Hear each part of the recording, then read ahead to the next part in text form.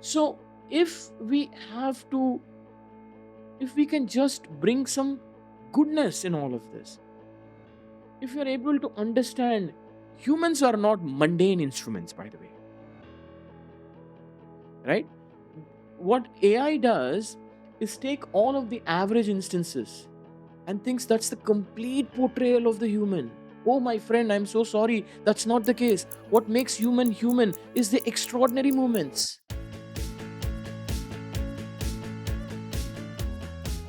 Shekhar, welcome to the Oxford Talks podcast. How are you doing today? Doing great. Thank you, Walid. How has been your life recently? Um, it's a mixed bag. Um, I just literally lost my mom 4 weeks ago, and my mom had a very special place in my life. Everything Sorry that to you hear that. see um, today of who I am as a person, thanks to my mother in a very big way, and my father. And losing her has completely thrown me off balance, because every day I wake up in the morning, talk to her. Every day before I sleep, I talk to her.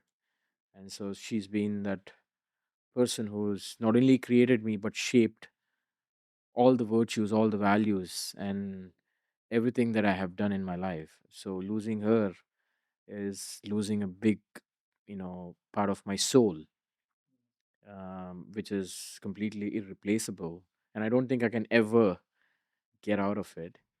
Um, but at the same time, uh, she's also what I call a karma yogi, like a person who believes in karma and who constantly works.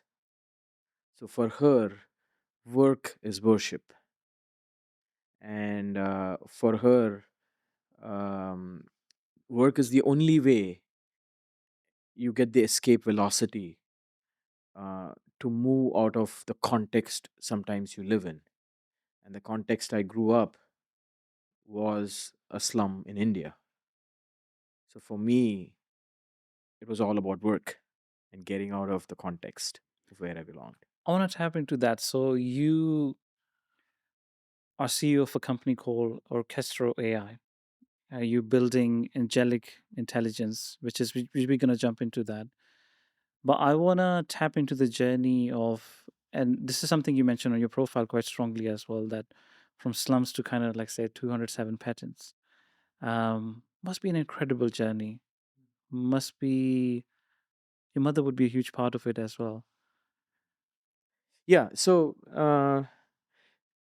I, unfortunately and fortunately for me, I cannot take credit to anything that I have pers- personally, right? Personally, I cannot like say I became who I became because I worked hard, or it was law of physics, or I just got lucky. I cannot say any of those. For me, uh, it was people who came in my life who made me visible, because I could have been just as invisible as many other kids in the slum. And so that has been, I guess, like God's divine intervention in my life. And sometimes I think it's God's intervention, and then I slip back and think about it, and then I ask, who's God? Well, the first two God that I know is my mom and dad, and they literally, without not having anything, used to offer things to others. And so that goodness was a boomerang in my life. And so that's essentially my journey. And there are many things that I cannot explain. I must have probably died 5 times in my life, and I woke up. Actually, actually died or virtually. Very close to death. Very close to death. Like my mom says, and so does my family, that um, uh, when I was born, I people thought I wouldn't like survive more than a couple of weeks. And then I had some unknown disease that, like, I did not, no one knew what it was all about, and then sort of cured itself. No one still can explain what it was. Yeah, yeah, yeah, yeah. Right, because you're growing in slums and you get all these things, and, like, like, it's part of life, I guess.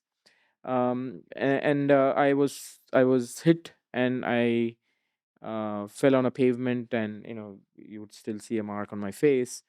It It's was actually so, gone away. I can't see it. Yeah. like, it's here. You could Oh yeah, a actually, little bit. Yeah, yeah, yeah. you could see the mark, and it's like literally like all the way close to my eye. And so I was running behind like, I used to go to um this Mother Teresa's, like, spastic skid place, and it sort of was a ritual to go spend time, and also, like, help that place, because I was trying to always put myself in the same context of, like, trying to help, like, that passed on to me through my mother and father. And so we used to do it as a family. And then one of the kids just ran away. I got, like, hit by a car, and then, like, like, scars to proof. But I survived again, miraculously. And then You live a life like a cat. yes, and then my car spun out of control on Interstate 395, which is Washington D.C. I was coming from Maryland. Like, this was, like, during my days at Coke, and they sent me to this company called Manugistics, which is one of the supply chain planning companies. And I finished the training. Was coming back, 5-lane highway, raining. I hit the pedal on a just literally, like, there was water right under the bridge. Car starts spinning out of control. 3:45 in the afternoon, and I'm swirling, no control. If you've ever heard of hydroplaning, never, like, let it happen Experienced to it. you, because you are not in control. You cannot brake. You cannot control your car. That's it. You're just, like, at the mercy, right? And so, like, my car spun and spun and spun. I missed a Mustang. I missed basically a oncoming truck. All, like, literally split seconds, and I could literally see myself getting killed in a country that I was not born, in a car, and people not even knowing about it. And nothing happened to me. And I stood on the brake lane, right opposite to the oncoming traffic, on the brake lane. And I don't know how to explain that. And so when I think about all those things, like, all I keep telling myself is God just wants me to be alive for some reason. I don't know what. So that I guess, like, that was the journey of my life. But and so many but despite that, like, many people have come to me and helped. My mother, I was really a very curious kid when I was growing up. And I started assembling Ganesha using all the mechanical parts in my neighborhood. Ganesha is the He's the god who's, like, who removes obstacles. yeah. Like, despite your religion, like, I think, and faith is just you know like, for me, it was a bigger tent, because I don't believe in a religion. I think every religion is the same, and I go pray everywhere. you know so I've been to mosque, I've been to, like, a church, I go to a temple. God is God. Yeah, yeah. Right. So I used to build that. And literally, like, one of the professors who used to teach in the local university, one of the top universities out there, came, heard about it, came, saw that, and he said, like, and he told my mom, like, your son should be an engineer. And my mother just literally, like, took his, like, word for whatever it is worth. And I got tagged to him, and he was the guy who paid for my schooling. He was the guy who guided me all through the process. Wow. And fascination for, like, engineering as a subject. And so people like that have come into my life. I When I went to United States, and when I went to Georgia Tech, I did not have funding, and literally at 3:30 in the afternoon, I overheard in the lab, sitting with some of my friends, that a professor who has the most money and set up a lab. He was an IBM fellow. His name was Dr. Rao Tumala. um, he had, he had the biggest research fund going on, and he was supposed to meet one of my friends, Ankur Agarwal. And I heard that, and I said, like, he's going to meet that guy, so like he's definitely going to come out of the office. So I went, sat in front of the office at 3:15, hoping that he comes out. And so the admin asked me, "Are you that guy?" I said, "Yes." Is and uncle uh, still your friend and after and that? he is, because he already had the funding. So, like, he was just meeting a guy who already had it. I'm the guy who didn't have it.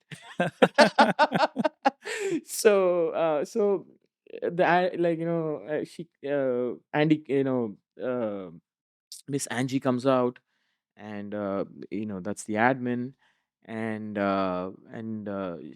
she says, "Are you this guy?" And I said, "Yes." And so she said, like, Dr. Rao is finishing up a call, he's going to come out.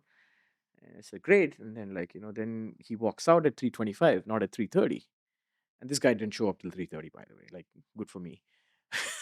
So, and I just literally walk into the office, and I say, "That's not the guy like you're expecting. I'm a different guy, by the way. And these are my credentials." And he flips through all of them, and I keep explaining him why I'm there, and I was in a desperate situation, because I did not have funding. I wanted to stay close to my brother, and that's a different story altogether. Why I showed up in the United States.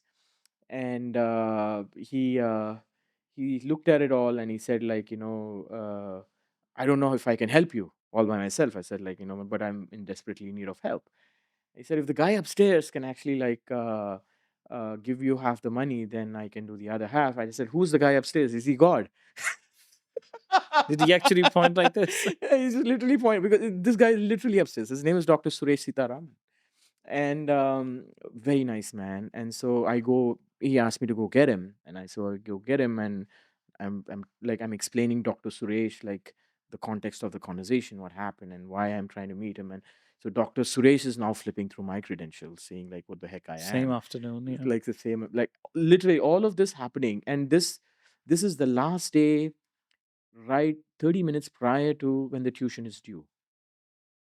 And when they give the in-state tuition, all you have to pay is the insurance fee in the state of Georgia. And this is one of the prestigious universities. Georgia Tech is like one of the top universities. So what are the odds that all of this is going to happen, by the way?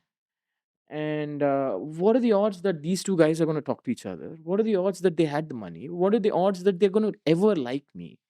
What are the odds that they even are going to be compassionate about, like, helping me? Because they already had all the students and everything, and they take, like, empathy to my situation, what it was, and also they saw some value in what I can offer to them, and they decide to give me the tuition fee. And they said, like, "We'll not be able to pay you much." I said, like, "What are you talking about?" Because I didn't know if they're not going to pay my tuition or not, by the way. Okay. So they said, "We'll only pay you $1,000. I said, "If you pay me zero, that's fine. All you have to do is, like, convert mine into in-state tuition fee, Hmm. and that's it, because I can work 5 jobs On top of this job. on So top of this job." So I ended up, like, and they actually okayed it.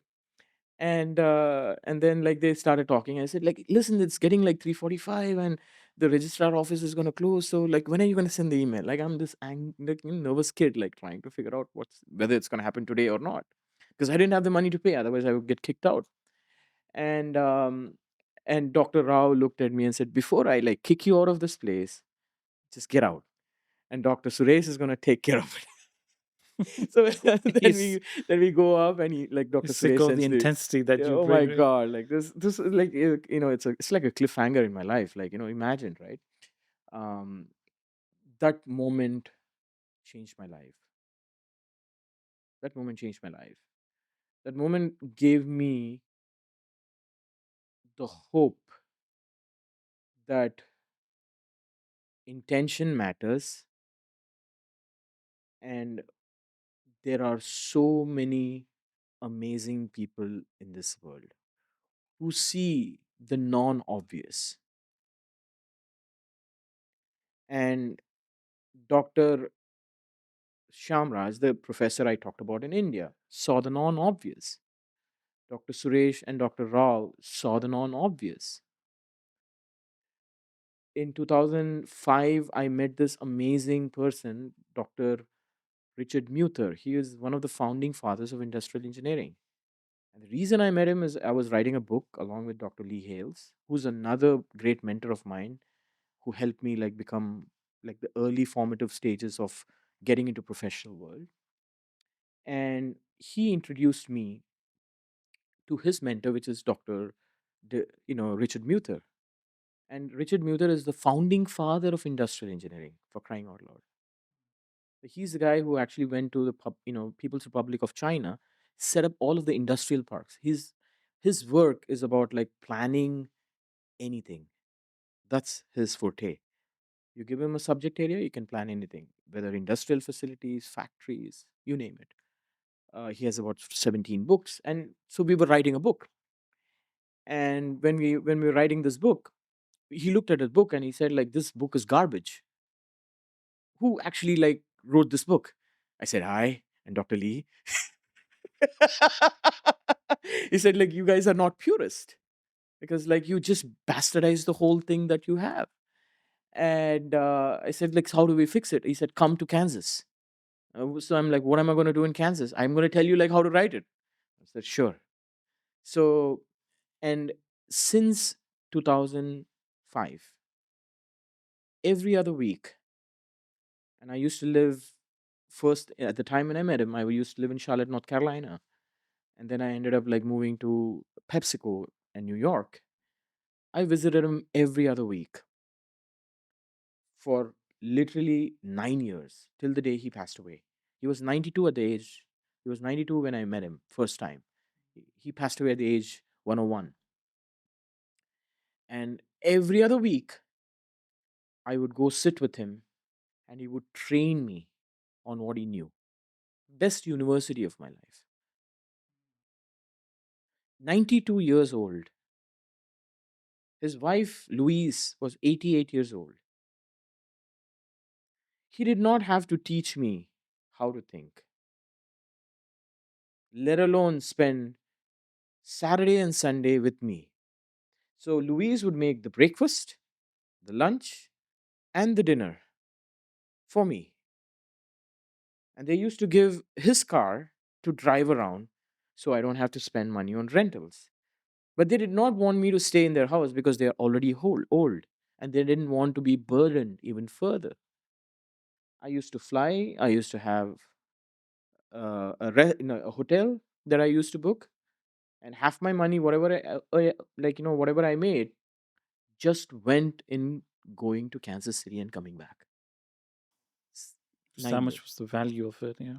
9 years, 9 years. But that was the best university, and like that actually changed literally how I think. I'm not a straight thinker. I'm an orthogonal thinker, and that creativity and solving the problems and looking at the problems a different way is a craft that I learned from Dr. Richard Muther. How did it translate into your jobs with, let's say, Target, Walmart, and supply chain? Was that the kind of formative time? It's absolutely was. It Mm. absolutely was. And Did you learn, because you mentioned to me that you essentially helped Walmart scale their grocery shopping, grocery shopping from 300 million to 5 billion, I think, 300, it was actually a $50 million business. 50 million dollar. And Like, and then, like, we scaled it like, 5 billion, and then now it's like 20 billion and counting. Um, but is it, you grew it in 3 years as well? 18 months. 18 months. So was that because of the teachings that you had? You Yes. just poured straight into it. So it is, and you become the, it's like nurturing, right? Like, like you become the product of what you are thrown into mostly, right? So when I like my life started in Coke and Pepsi Yes. from a professional perspective. And if you think about beverages and early 2000, people were fundamentally making a shift from carbonated beverages to what is good for you, healthy for you. So the water choices, Oh, like okay. flavored, water. I And was about to say the carbonated drinks are still around. it They is still, but like if you look at like the portfolio now, like there's juices, there's water, there's hydration, yeah. like Gatorade, Powerade, you just most of the beverage that comes out like is somehow either a Coke portfolio or a Pepsi portfolio. Even companies that never started with Coke and Pepsi, they get acquired, Udavla, Yeah, yeah, you yeah. just name it, right? So and PepsiCo had a different problem. Like they not only sold beverages, but they were also they were like into pizza business. Pizza business, Yes, Pepsi. yes. And Which how were they? Pizza Hut is their like chain. It was one of their Oh, chain which they okay. spun I off, didn't know that and actually. Frito Lay is as well, right? So, and Pepsi outside of US because of the liquor laws, um, has a close affiliation with also beer industry. Brahma beer and all of those things are actually part of the same entity. Hmm. They go out like together and move things together and all that stuff. So though it's like one is beverage, the other one is like beer, like the way of thinking, the way of operations is all intertwined. And in North America as well, Anheuser-Busch InBev and PepsiCo buy things together from a procurement perspective. Very few people know all of this, by Shekhar, the I way. was going to ask you because I think we when we were working on the curation together. Remember, showed you a talk about if there are no roads, there are drones for that. Yeah. I think I'm not 100% sure. I think what I'm about to tell you, I heard it from there. And basically, the situation was that in rural areas in kind of in Africa or any other parts you can think of, roads become disintegrated structure during flood season. You just cannot access those roads anymore. And the only kind of supply chain that is far fetched off in the Coke more and Pepsi. Coke and Pepsi. So what they Yes. used to do is they used to send essential supplies like medicine along with the same supply of Coke and Pepsi. So That's remarkable. So you have been the logistical mind. well, there's a very famous idea called Coca-Cola Life. Okay. And Simon Berry is the guy who basically, like a local UK person, was the guy who was a thought leader in all of this. And uh, literally, Simon and I were sitting in one conference, and we were talking about a lot of things. And I asked him, "What are you trying to?" And he was already retired and trying to figure out his like next life. And we were talking, and he said he was deeply disturbed that like you know two out of like five kids in Africa die without like medication, proper like basic Hmm. medication. Like this is like sanitation, all those things. Paracetamol is like super And basic stuff. yeah, Yeah. and like even like basic electrolytes, like they Yeah. don't have access to all that. And his problem was like, how do we like get this out there? I said like, well, I said Coke gets to the deepest of Africa, like why can't these medicines? And then that's when we were riffing off, and the idea of Cola Life emerged out of that, where you put like pods in Coca-Cola crates and you can get it out to the deepest of Africa. If you go look at Cola Life, it's that idea, by the way. Oh. So, and there is a very beautiful principle out there. Like, you don't need to build infrastructure to get distribution. Hmm. You just have to ride on someone else's network. That was one of the learnings I had. Hmm. And if you think about like what like you asked the question about Walmart and deliveries and all that stuff, Walmart was so fascinated about controlling its supply chains and has this almost this control mentality about having assets to do their business, distribution centers, having trucks on the road, and all that stuff, that they were trying to use the same philosophy for last mile delivery. And I wanted to do nothing of it, because like when you're thinking about using that sort of a model, it's asset heavy. It's like, groceries is only 3% business from a margin perspective. You're never going to be able to solve the last mile density problem when you're starting a new business. So it was so obvious for me, like having done Cola Life, having done all these other transformation, that leveraging someone else's network is the way to go, even though it is Walmart and Walmart is such a big company. And so the idea was born in that philosophy that why can't we use the trunk capacity of Uber, which is already moving passengers? So if people can trust their bodies with someone unknown, why can't you really trust groceries traveling in the trunk with someone else? Yeah. But and people were like so freaked out about it, by the way. They said like, what the hell are you talking about? Like, are you going to give groceries to people who like is going to have like wife beater on his t-shirt and like tattoos in his hand, and he's going to come like deliver to my hot looking wife? And I said, I'm sorry that it's your hot looking wife, but we got we have a business to run. So we had all kinds of like interesting conversation, because you got to solve indemnities, you got to solve reputation integrity, you got to solve like joint employment claims, food safety, insulation of the product. They came up with like 10 things why I should not do. I said, like, there's one reason why you should do this, because you cannot do it yourself. And so we persisted, prevailed, and got that model executed. And now this is 2013, by the way. Hmm. Okay. And that's when we started like talking about it. And That's where when was we, this happening? this Which was in is Walmart. it's in San Francisco? Or? So yeah, like that's another interesting question. So there are two offices for Walmart. Like one is the San Bruno office, which is like in San Francisco, and the other is the Bentonville office. The Bentonville is all hardcore retail, like store physical footprint, right? And the San Francisco office is all like tech and e-commerce. And the culture is very interesting. Like, they think these guys are the yahoos, and those guys think those guys are like old school. Mm. Right? And it's a beautiful culture, but like, it's like any company, right? Like you just have that. So and I was like Jackie Robinson, caught in between the two worlds. Yeah, yeah. Right? Going back and forth. Because I was a Bentonville employee sitting in San Bruno trying to like, push these ideas, which is like crazy. And so, but like it was sort of a Robin Hood style approach in for the San Bruno guys, because they saw a Bentonville guy like taking on their own like Yeah. fiefdom. And the Bentonville guys are going like, yeah, this is a great idea, we should try to like experiment. So like, the company is great, and they're lovely people. Doug McMillan is one of the best CEOs in the world. And, God bless, like, he's just retired. Ferner is an amazing guy. And there were so many beautiful leaders, Mark Ibbotson, Chris Altemeyer. They're all Roland Ford. They're all amazing leaders.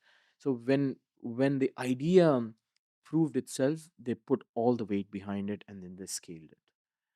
But coming back to the question of like, Coke and Pepsi, and how like Richard Muter's work kind of influenced all of this, what Richard Muter, just like religion is all about way of life, what Richard Muter did to me is way of thinking.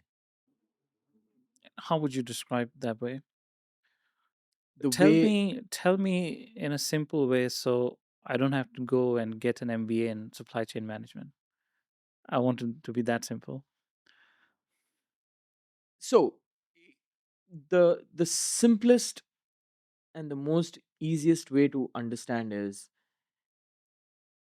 Dr. Richard Muter took the entire concept of whatever subject area you're thinking about and distilled it down into three core fundamental things that you have to think about. So let's say like, you're solving um uh layout problem. Let's take that problem. Okay, and I can go on and on for like 150 subject areas like that. There are like, according to him, there are only three fundamentals: space, relationships, and adjustments. The space that you're solving for, the relationships of the activities thereof, and the adjustments you got to make because you're living in a constraint. And when you use those three variables, A is connected to B is connected to C, A is connected to C, And then what's the relationship between these three, direct or inverse or? it could be any of those. So you have to basically like channelize, like, again, like, let's take another example, like transportation. Material moves and methods. The materials that you have to move, right? The methods you're going to use to move them, and the moves you got to make, whether it's direct or indirect or hub and spoke. So everything will fall into three fundamental. This is the first principle thinking, way of thinking. And so what usually tends to happen when people are saying, like, things are not working, first thing they try to do is they try to like take a spanner and like, a thing, and then they try to like fix all the problems. And say, stop doing that first. Let's first ask the first question. Is your operating reality in sync with the business reality today? And the answer is usually no.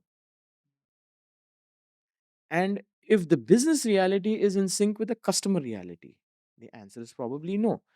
If the business is not making money, then you don't know the customer. If the operation is not being very efficient, then it's not in sync with the business reality. If your innovation is not flourishing, operations is old school, business is fast ahead thinking. So there is always this, like, context misalignment problem. Okay. Right? So when you have, so first is to look for that context misalignment. So now go back to the Coke and the Pepsi world. Why, like, transformation made sense? Well, they were coming up with more forms of innovation and products, but they were trying to force fit it into the old way of operations. Their distribution center was like 5,000 square feet. You would assume 5,000 square feet It's a was good decent space, enough yeah. for 10 products or 100 products, but for not 1,000 products that they were now carrying. So they were then trying to figure out, how do I basically deliver more efficiently? How do I run my operations more efficiently? Why am I spending a lot of money? Well, you don't have the space. You're trying to put like 20 pounds in a 5-pound bag. So what would a traditional guy think and do? They would say, let me build a bigger box. I'm living in a 1-bedroom apartment because like I have so much to carry in my house. I'll get into a 2-bedroom apartment. Well, you give them, you overlive yourself, and then you say, I want to transition into a 5-bedroom apartment. So that greed never continue like stops, and it always continues. But the answer actually lies in the counterintuitive thing. Are you flowing the product the right way? Why do you need to use every step of the 5,000 square feet available? Because you are carrying 13 days of supply. What if you carried only 1 day of supply? So what if is what Mr. That is true. I used to remember a time when you used to walk into the Apple store in Regent Street or wherever, and they would have all the configurations in the store. Nowadays, base, maybe a bit more RAM, and that's it. The moment you add configurations, it comes 10 days late, 13 days late.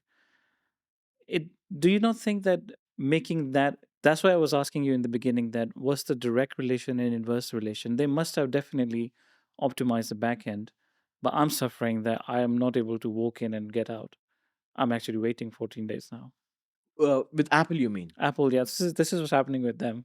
So that I wanted to ask you. That So that was an intentional decision. Like, like, like, this is also a Jobs philosophy, right? Like when Steve Jobs came, he saw like the plethora of like products that they were selling. They had like all kinds of shit done on yes, Apple, and he said, like, this is like crazy. We just need to sell like a few products and get it all right, and we'll be beautiful.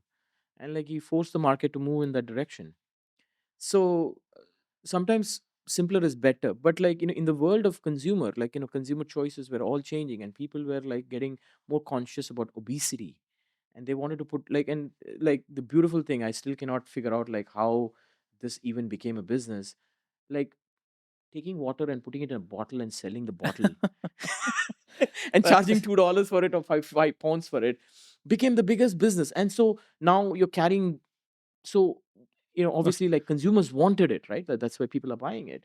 But when such innovation happens, when people want more choices, in this case, like, I want the diet vanilla, cherry, lime, Pepsi, Yeah, yeah, yeah. right? Like because it tastes, and like, we are catering to like this fragment of customers that who want it, and because we don't want to miss out on them. That's how the innovation got out of step with the infrastructure reality. And so my job was to rethink the operations with the given constraints. And so I had to go back to the principles I learned. What are the first principle I learned? Break down the problem into the core fundamentals: the space, relationship, and adjustments, or the material moves and methods, or basically, like, variable sensitivities and scenarios I want to run. That's a network problem, a topology problem, right?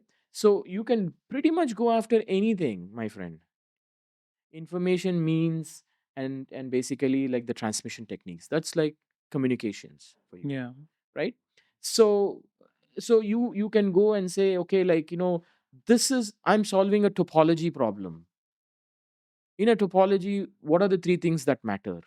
Great. Can I go do a what if on that three variables that I have and how they're interrelated? And if I'm able to do that, then the answer is non obvious to many, but is obvious to you. Then the Hmm. job then becomes your job as a Relationships. transformation leader is to take the non obvious that people think it is and obvious to you and make it obvious to them. That's your job.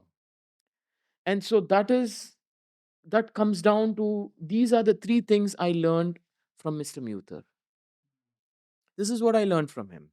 And how do you deploy it in your day-to-day life today? Everywhere, like, anything you give me, I never like look at the problem and say this is the answer. I never do that in the first place. People think like, a lot of people think like I'm impatient. That is true. Okay. A lot of people think like, I'm so creative that you cannot keep, like my mind is like a monkey. I jump from a branch to branch. That's probably true. But I never give you the answer right away. Like for me, I think about the problem a lot before I do something. Are you an overthinker? So like the current idea that I'm working on, angelic intelligence, that's been in the making since 2017, because that is the time when my mother was incapacitated and I had to go take care of her. And then the question became like, what is my purpose, what am I supposed to do, and all that, the deeper questions. Where did I come out of? Like, am I chasing validation, am I chasing like, vision? um what's my life worth? Why did I swirl on the highway and why did I not get killed? Like, all those questions just come because you, Both at 3:30 p.m. yeah, like, coincidentally around like 3:45 and 3:30, yeah. And you think about all these different things that happen to you in your life, and you begin to, like, pontificate what's your life's purpose. And that's the time I actually wanted to do something to lift, like, the common man. Why did that thought came in? Because if you sometimes if you confuse, or let's say in the search yourself, normally the tendencies lie more towards yourself. Like, I need to find the answer. You normally don't do like an outward projection. Like, I don't know the answers myself, but let me find the ones for you. How did that transition happen for you? Well, the answer is actually rather very simple for me, right? Like, whenever, and I think this is also a little bit of spirituality. When you make it about you, you are never happy and you're never complete. When you make it about others, the bliss that comes out of doing it is another level. So the reason I went to United States of America was not to get rich, was to help my brother. I want to hear about that. Okay. So, and this I have never shared with anyone except like some of my friends, and so some of this is deeply personal. Thank you. And So my brother has bipolarity. Okay, and in the days growing up, Is your older brother, younger brother? he's the eldest in the family. He's like lights out brilliant guy as well. Okay. He's a linguist, he's a psychologist, like very smart man. But he had this problem of bipolarity, and I think everyone is bipolar, but this guy is extreme. Okay, so we all have that, by the way, right?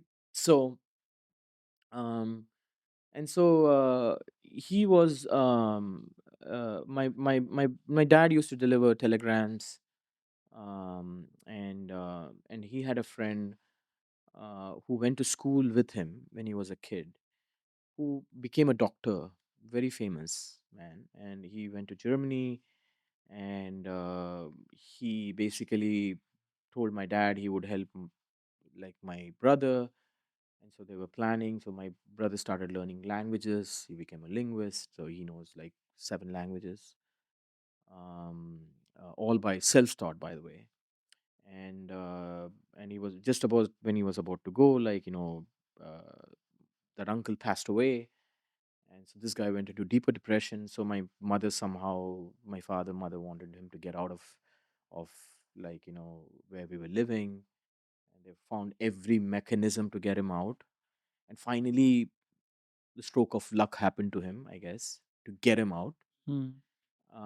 Wherein he ended up getting admission in the United States to pursue psychology, and and Whereabouts in US?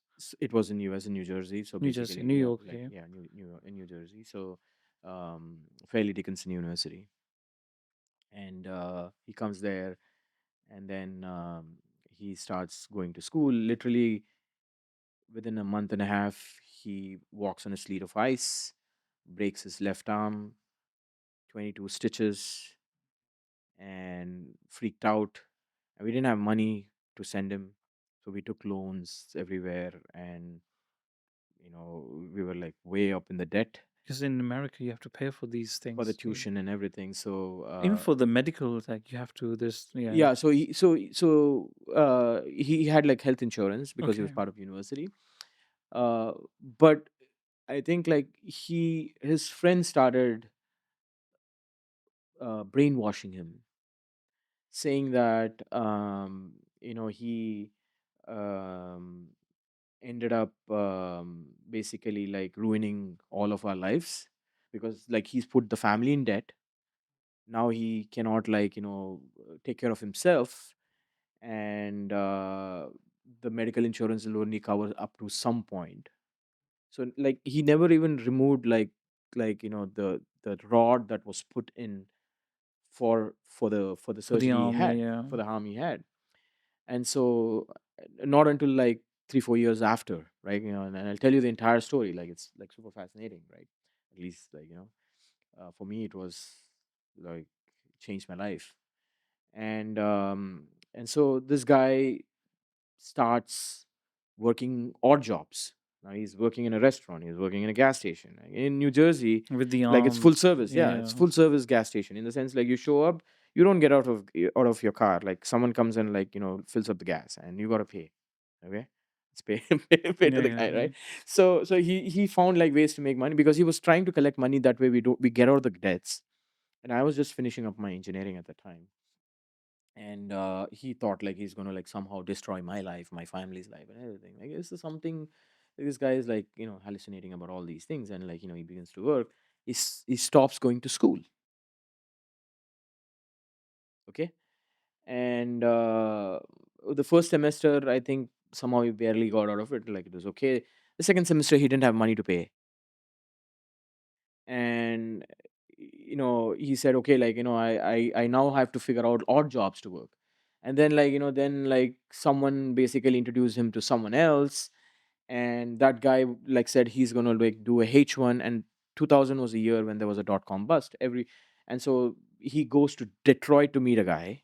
I don't know how he got like a hold of that fellow. It was complete like scumbag, and he was a fraudster. Oh So wow. the money that this fellow saved up to that point, this fellow took and said, I'm going to sponsor you for a H1 took the money and put him in like a room with like 15 people who were banging the walls because they lost the job, and they were freaked out about what is going to happen to their life. This was like imagine the life of Wow. an immigrant who has lost the job, and like they're the sole breadwinners, all congregating together in a one bedroom, 15 people, all kinds of different shades. And this fellow is already like has a mental depression problem. So he found the other guys around him even more depressing than him. It's terrible. Yeah. It's horrible, Yeah. right? And so then like he calls like everyone. Then his one of his friends who actually ended up like living in Corpus Christi, Texas, calls him and says, "Come over to Corpus Christi. I'll take care of you." And whenever someone says, "I'm going to take care of you," never believe them, by the way. They never do. They have a horrible experience. Yeah. Right? So he goes all the way. Like, now he goes from like, Michigan, Detroit, Michigan, all the way to Corpus Christi, Texas. Goes there. This fellow looks at him and he's saying, "Oh, I'm getting married to this girl because I want to have like an American citizenship." And these two guys grew up together in the school, by the way. Complete apathy. Complete apathy. Okay? Leaves him on the road. And this fellow, like, it's Corpus Christi, by the way, close to like Mexico border. Like you have drug addicts, you have prostitution, everything going on over there, by the way. And this guy is like, yeah, where the hell did I come and like, get myself into? And so then he starts like finding odd jobs, and then he goes on Jamaat. And Jamaat is, as you probably know, is like a brotherhood of like Muslims, right? So he's then like influenced by Islam, and then those guys take him around. He gets like fed by them. He goes to mosque with them, and da, da, da. Then he like Like Jehovah's Witnesses, like it's but just like, and Muslim like edition. it's Yeah. convenient and all that stuff. So like he just like he's just drifting along. Okay, he calls us in like the month of October and says, "Hey, uh, like this is what is going on in my life. Odd jobs and Odd religious. jobs." He didn't talk about the religion, by the way. I discovered it when I landed in US. So all I knew was he was in a bad shape, and he just calls me and he says, "This is what like I'm in a very bad shape, but I'll tell you this." And he used to call me baby brother, like I go by Chandu in the house. My name is Chandrasekhar. The first half is how like I was addressed. And he says, "This is what is going on in terms of like I'm working jobs, and I want you to come to United States because I know someone like you who works extremely hard and has a little bit of intelligence. This world, and particularly United States of America, is one of the greatest country where you can set a dream and you can realize the dream." Wait, hold on. Let me paint a picture. So he has the rod in the arm. He's roaming around with religious guys. He has working odd jobs. Still, at that point, he chose to tell you America is the greatest country. My God, that's something. I'm telling you, like, and when I heard that, and when he said like you, when he said this, he said that he said another thing. He said like, "I want you to help the family get out of the situation we are in." Was he blaming himself at that moment in time? Very much. He was very guilty Hmm. about all these things. And so I literally broke down when I heard all of this. Until then, I had no ambitions. In fact, I had a girlfriend. I was in engineering. I was thinking about getting married to her. Glad that I didn't. Like, that's another political. That's another That's story. another. Another That's story. another saga Big that I one. don't want to get into in my life. And like you're a kid, like you were infatuated, and like, all that shit happens to everyone, I guess. Like that happened to me too. But uh, I said like, "So what do you want me to do?" He said, "I want you to apply for universities and come." I said, "I don't have money." He said, "No, no, don't worry about it. Just apply with all the credentials you have and I'll figure it out." I said, "Okay, great." And then I go take in a hurry, like, my GREs and like, TOEFL, which is like one is for English proficiency And mind you, like English is my fifth language, by the way. It's not even the first language. The first language is the school, but we hardly talk, Mm. right? um, and uh, and then, like, the competitive exams to be like, the math and the quant and other things you got The to take to just entrance to, the yeah. entrance to get into the schools, right? So it's called GRE, graduate research exam, for whatever, I like forget the name as well. Like, I just had to take it so that I could get a admission. That's what I remember. And Oh, it this was was all for like post grad, I'm assuming. Yeah, for yeah. master's degree. and uh and so basically I go take, like anytime I take any exam till, like, probably 2001, like, I choked. I did not make as much as, like, everyone else did. Like, people had perfect scores, by the way, and I had like less than perfect scores. Much less than perfect scores. Okay. Okay. how So so how less? so I then I didn't look at all the set of universities, but I was actually, like, writing technical papers and other things, like, I was doing, like, because of the curiosity. I used to work in factories, like, I used to do, like, I was proficient with technology. So in those days, if you knew Visual Basic, it was great. You can write an app. So I would do all of that, and, like, earn my, like, engineering kind of money Because to pay I for. remember you won the competitions for some coding in uni as well, Yes, at bachelor's. Yeah. yes. Like, so, like, I was the first to actually go to a genetic algorithms lab in IIT Kanpur. So I take the exams, and again, I was using my logistics mentality, I guess. Like logistics is always built into my life, because my mother, like, tied paper, like, together, so the guys can go deliver newspapers. Okay, so she was like doing consolidation, modern day consolidating papers, right? Yeah. My father used to deliver telegrams, so he knew the routes and the pin codes.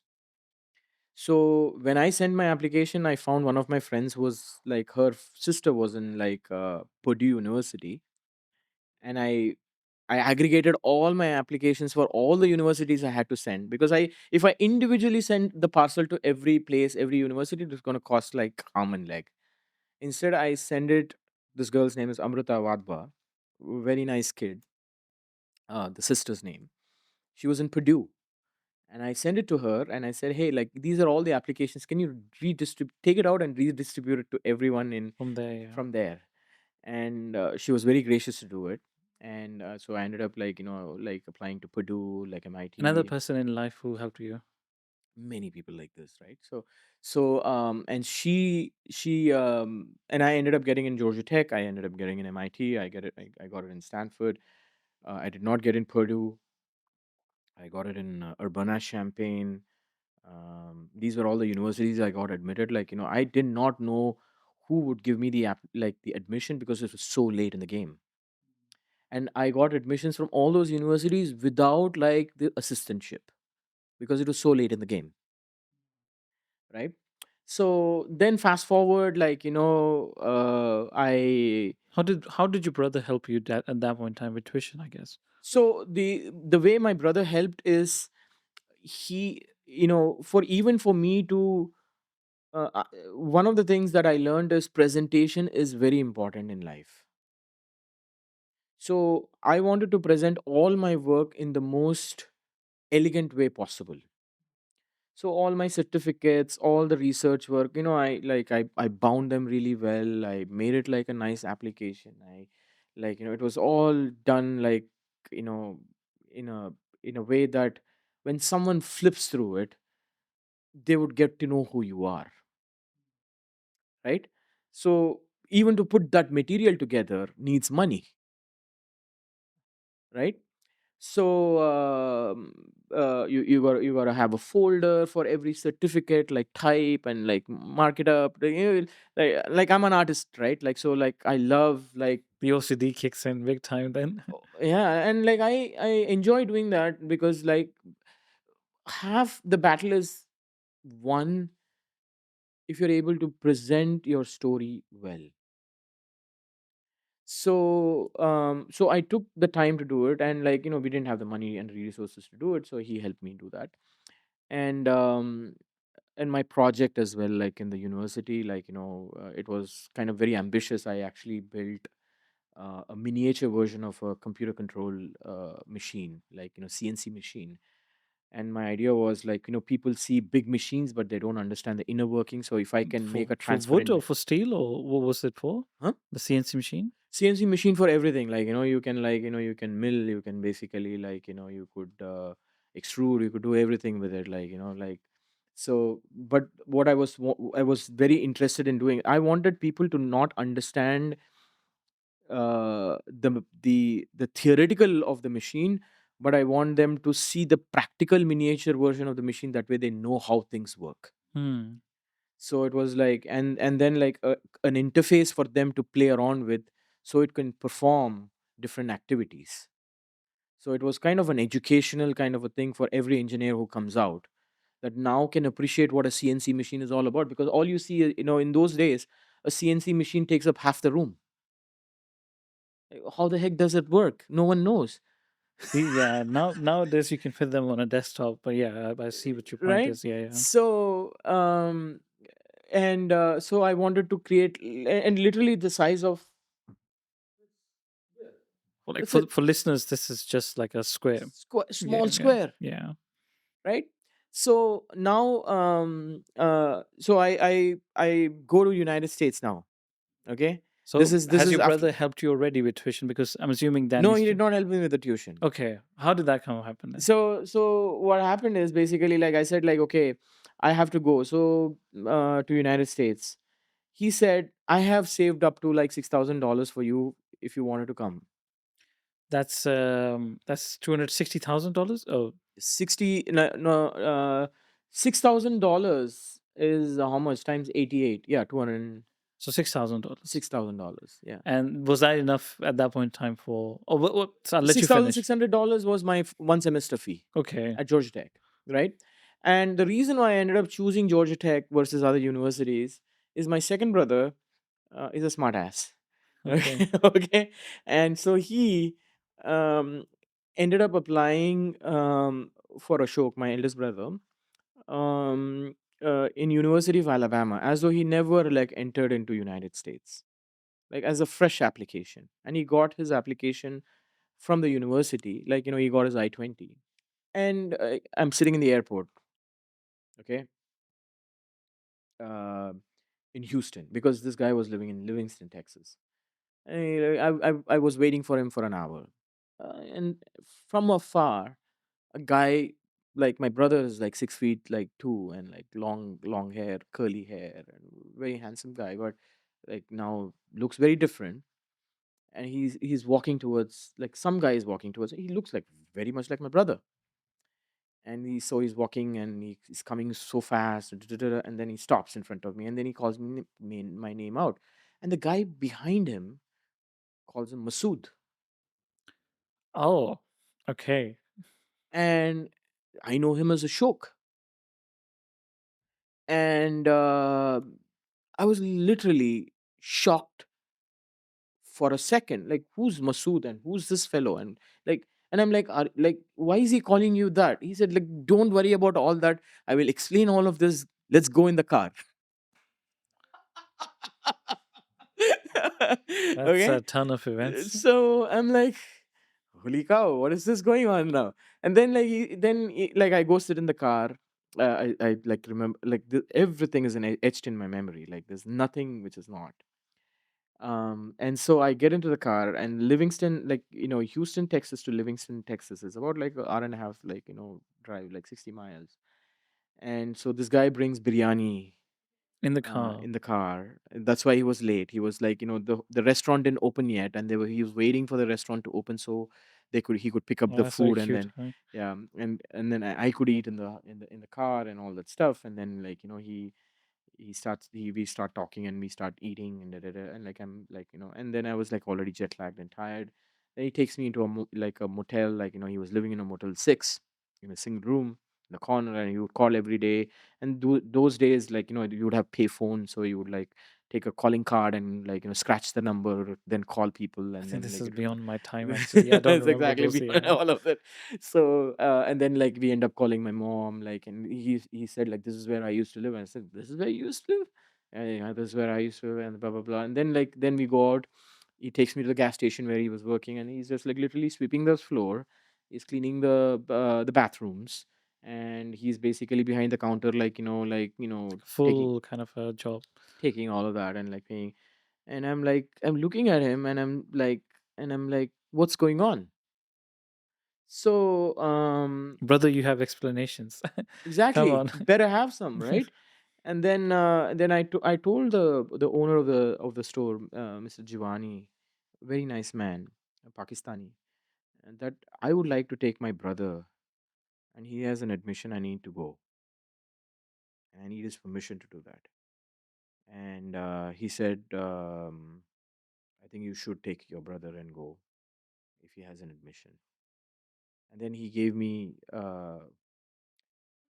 another $2,300 ish The of cash. Mr. the Pakistani guy. Of cash. Oh wow. So so he said like, this is like, whatever I gave him, but this is something I owe him more than what I gave him for all the things he's been doing. So please take this. And then So he gives there's it to you. yeah, he gives it to me, and then he then I get fed it in his house in the night. We take the Greyhound bus, uh, Livingston, Texas to Tuscaloosa, Alabama, is 36 hours of In a Greyhound bus. bus. Oh my god, I would And for die. 36 hours, my brother is talking to me about all the struggles he had, and I'm like, I'm so exhausted. Already jet lagged, and now I'm I'm on like top so of this. exhausted, and so we get off every place in Shreveport, Louisiana, like Beaumont, Texas. You just name it, like I have a like very all. good memory. Oh, like I've dude, like I've seen it all, like in my life. So finally, like we get to Tuscaloosa, Alabama, and I told him like, listen, I think like you're gonna live here for some time. And he said, why do you think? I said, I just have a feeling. So then, and I was already sick by the time, and then we stay in a motel. We get like food to eat in like Burger King. I remember like I'm telling you, like this is like etched in my memory. Like no freaking way I'm gonna forget any of these things in my life. And then I go to. I said like I want to go sleep. He said let's call dad. So we take the pay station, like the pay phone. Call my father. My father's first question was like, how did you guys travel 36 hours without a bathroom in the bus? I said, there's bathrooms in the bus. He said, how do you have a bathroom in the bus? Yeah. That was his like most curious question. I love my dad. He's such a nice man. I think he was just like trying to like get like us to be more like chilled out, I guess. And then we go sleep, and I just like popped a few Advils, and I just slept, and I got up in the morning, and I said, let's go to the university now. Okay. My brother is freaked out because like the admission is based on the fact that he's an incoming student, not not a transfer student. Okay. Okay, so he didn't know if they're going to accept him or not. So then we go and talk, and I like the Patty Smith. She was working in the international affairs, and Janet Edmonds is basically, she was running the international services, the director of international services. You may ask me, how do I know these names? Yes, I yes. know these names. It's crazy. It's crazy because these people are part of my life. They mean a lot to me. And then I was like arguing with Patty, and I was just telling her like that we're trying to enroll my brother, and my brother like came to like Fairleigh Dickinson University, and like I'm trying to like get him registered here, and like why are they not transferring? And then we go like into a little bit of like I'm explaining, no, this is a new application, he had an accident there. And like, so the voice gets louder and louder, and Janet Edmonds comes out. Okay. And he said, what is going on? I said, like, this is what is going on. Like, my brother came to Fairleigh Dickinson University. He had an accident, and he, like, he missed out of school like for 2 semesters. You Hmm. may call it illegal now, but I don't think so. Like, he has an admission in this university. You gave the I-20. Here it is. Right in front of them. Yeah. Right in front of your eyes. And tell me, how do I get him enrolled? And that's what my problem is. And so she goes up, looks up in the Sevis database at that time. And so this is like a student database, by the way, like, from, federally run. And she says, yeah, like, I see he's actually enrolled in the school. But like you said, like he was already enrolled in another school. So how, like, you got to get it transferred. I said, like, I cannot get it transferred. Like, you got to enroll him here. And like, so we get into a little bit of a discussion there. And she said, okay, here's what we'll do. We'll enroll him, but you got 1 semester to get him transferred from the other university. Hmm. And you have to pay a fee for that as well. Yeah. Yeah. So they would have to transfer him. So I said, how, like, so what is the other alternative? She said, like, well, the other alternative is like, you go out of the country, bring the new I-20, and you can come join the school. Do the whole process again. Yeah, do the process. And my brother is freaked out, like he's out of semester, like, he's out of status for two semesters, right? And so I said, like, so why don't we just cross the border and come back? Okay, this is taking an interesting twist. Yeah, right. Okay. So we said, like, why don't we just cross the border and come back? And he's like, are you freaking kidding me? And I said, no, like, I think we should just cross the border and come back. Took it to Mexico and Yeah, go to Mexico, go to Canada, who cares? Like, just cross the border and come back. And like, so he's like, what if I can't come in and you can come in? I said, like, that's great. Then we'll both go back to India, right? And wow, very adamant. so what happens if you get stuck? I said, like, you stay here because I didn't want to come anyway. But at least you can go to university. So it's like, okay, I like, and then we keep arguing about it. And then we literally, then I said, I'm so hungry, like, let's go have food. So we go to like a McDonald's. And that's the same McDonald's I used to go visit him every year, and we used to sit in the same McDonald's so that, like, we don't forget where we came from. And I remember, Walid, I was looking, it was a beautiful night, beautiful sky, all stars, looking at the stars. And we told each other, we don't know what's going to happen tomorrow, but whatever happens, that was meant to be. Okay. And tomorrow, let's cross the border. Oh wow. I think Okay. this is turning into a confession now. So then we say, okay, like, and then his question was, so what do we do about the luggage you bought? You're going to take that and come back in? Um, because that's like too much luggage to carry back and forth. I said, yeah, oh yeah, like, I got an idea. What is that idea? So before I came to United States, there was one family which actually went to Bible study, and they ended up staying there. They are like citizens here. She lives in Atlanta, and that the mother-in-law of that family, like, said, like, if you ever need help, they'll be there, and you can call them. So we end up calling that lady. Like, her name is Manjula. Like, she's a very great, like, amazing sister. Like, like, I remember seeing her when in 80s, and like, we Yeah, yeah. and all that stuff, and like, a very amazing person. And so we just end up picking up the phone and calling her. And I was telling her, we just need to leave the bag in your house because we're going to cross the border and come back. And You told her. yeah. And she said, what are you doing again? Like, we're going to cross the border. And she said, you just come here. We'll talk. You don't have to do anything, but come here. I said, no, no, no. We've decided we're going to cross the border and come back. So I keep saying that like 15 times, like, as though I want that to happen, by the way.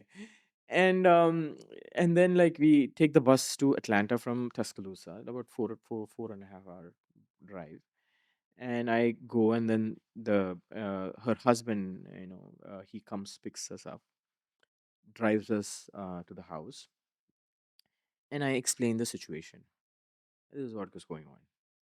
She said, you're not going to do anything like that. crossing the border and coming back. Do you know that's called illegal? Yes. And I said, I don't know what is legal and illegal, but I'm just trying to do what is right. And she said, no, that's not the way you do it. So we will have to talk to a lawyer, We don't have money for it. and this lawyer is the best lawyer in the country, like for immigration services. And if she is able to take the case, then we got a chance, and then we leave it to God. So I said, okay, let's call her tomorrow morning. And she said, it doesn't work that way, my friend. You have to call them, you have to get an appointment. And I said, I Yeah. don't have time for all of this. So she said, okay, let's first call her tomorrow morning.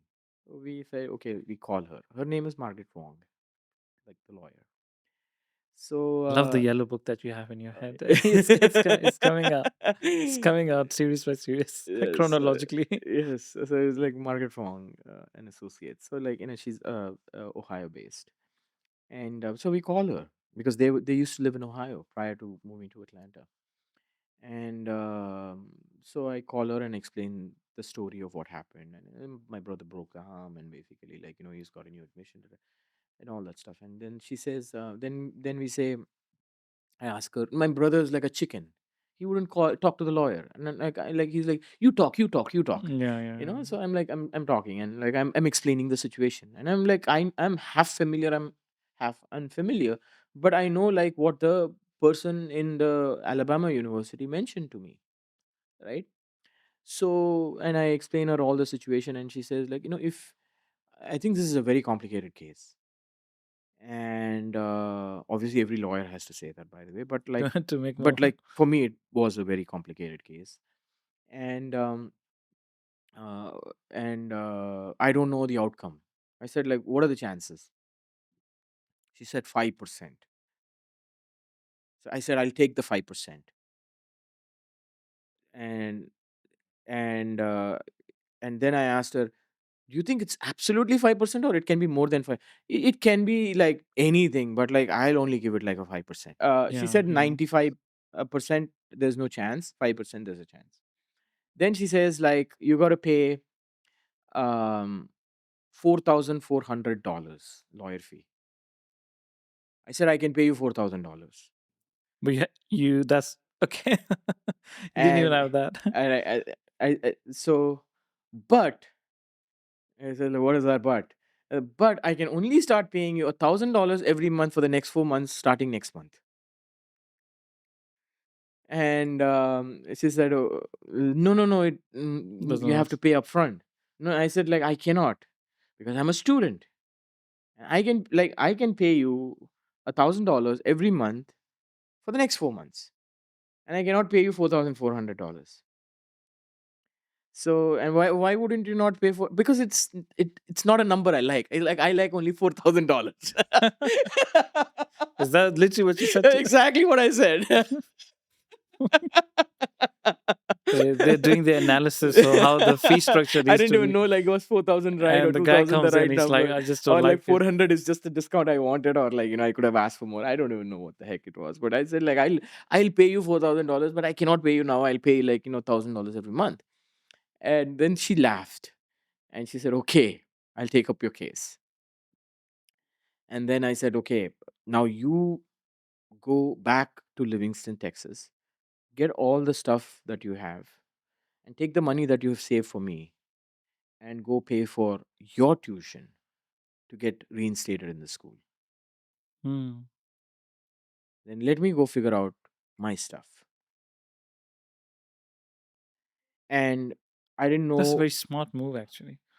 yeah, and I did not know where I got the courage from, and I did not know how things are gonna shape from there on because I did not have the money to pay for the tuition because I was reliant on him giving me the money so I could go to the university, right? Little did I think that that guy also has to pay. Yeah. Where is he going to get the money? I didn't know what he had, what he did not have. All he had was $6,600 and another $2,300, right? So I said, go do whatever you have to do and get back into the school. And so, and then the story of what I told you about the university of me getting the, like, my funding. The moral of that story is that if the intention was about me, I don't think any of the things that I talked about that happened after the fact, finding the professor, getting the money, 15 minutes prior to that, and all the miracles that happened in my life, and all the things that actually got accumulated in my life would have ever happened. My intent was not about me in all of that. My intent was simply to help my brother. And I have like scores of these examples in my life when it was not about me, when it was about something else or someone else. God just opened the door for me. Shekhar, how does it relate to your current work? I know life is very long and there's so many stories. I want to bring it to kind of modern time. Tell for the people who don't understand, tell them what is angelic intelligence? What does it mean for you? And why is it such a groundbreaking idea? And you coin yourself as the first time user of, adding virtues to AI. Yeah.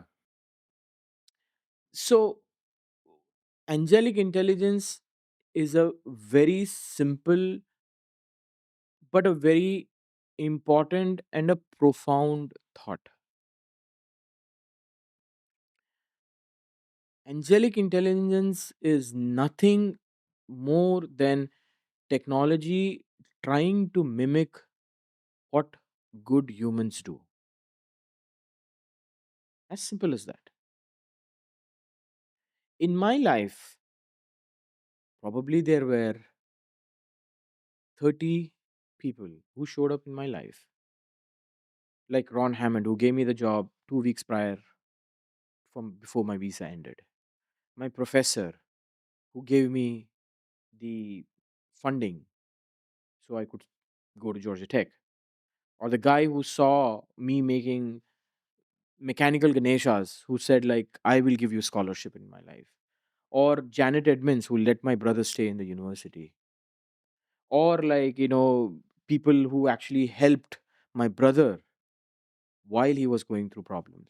Every one of those guys, like, we talk about religion and all this nonsense, right? Who, like, my brother was a Hindu before he came to the country.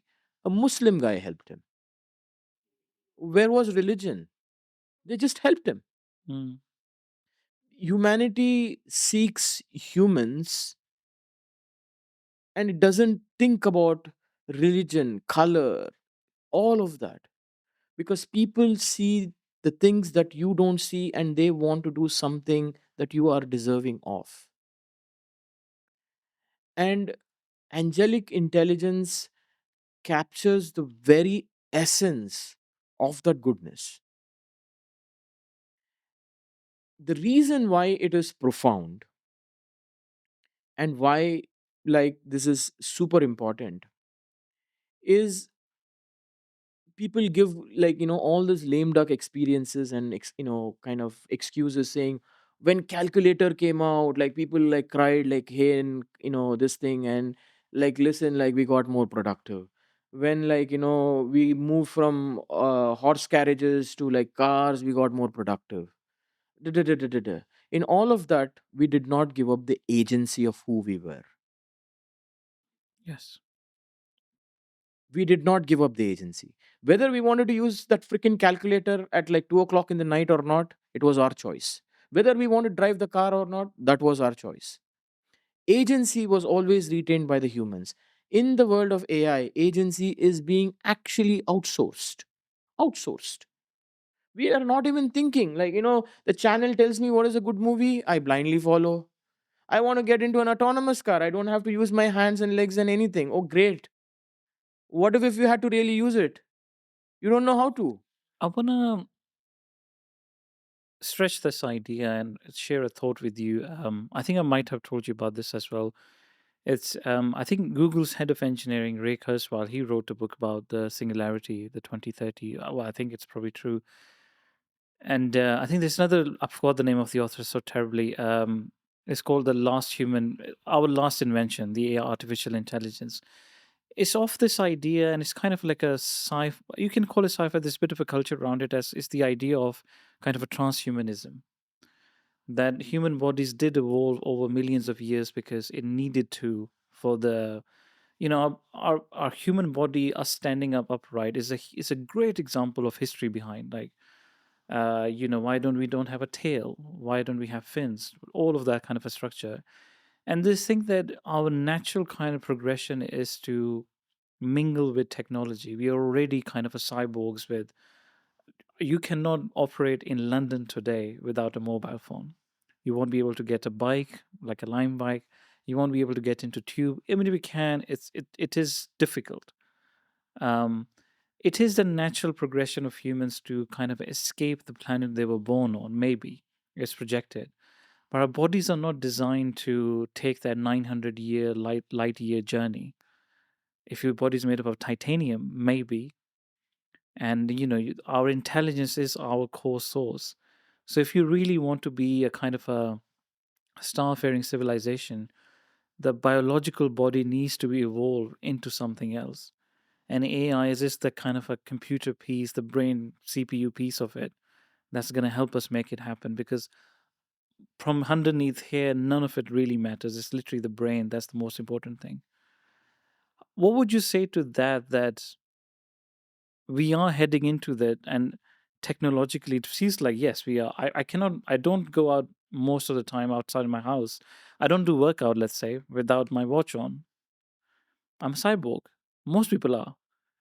What would you say to that? That an angelic AI which is trying to retain human virtues, the kind of very truth, real life instances that have happened to you and so many others, for so many people it has happened.